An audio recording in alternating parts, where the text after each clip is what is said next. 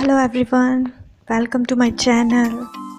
Today I am telling about my lip liner.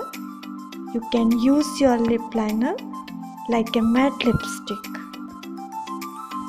आप लोग lip liner का use कैसे करते हैं आउटलाइन बनाने में? मेरे ख्याल से सभी आउटलाइन बनाने में ही लिप लाइनर का यूज़ करते हैं। क्या आपने कभी से लिपस्टिक जैसे यूज़ किया है? नहीं तो यूज़ करके देखिए, फ्रंट से आपको मैट लिपस्टिक का लुक देगा। आप आउटलाइन बनाते हैं, उसके बाद फिर लिपस्टिक अप्लाई करते हैं। इस सारी प्रोसीजर में बहुत टाइम हो जाता है फ्रेंड। कभी कभी हम लोग के पास टाइम नहीं रहता है, तो या तो हम बिना लिप लाइनर के लिपस्टिक यूज़ करते हैं या तो करते ही नहीं है।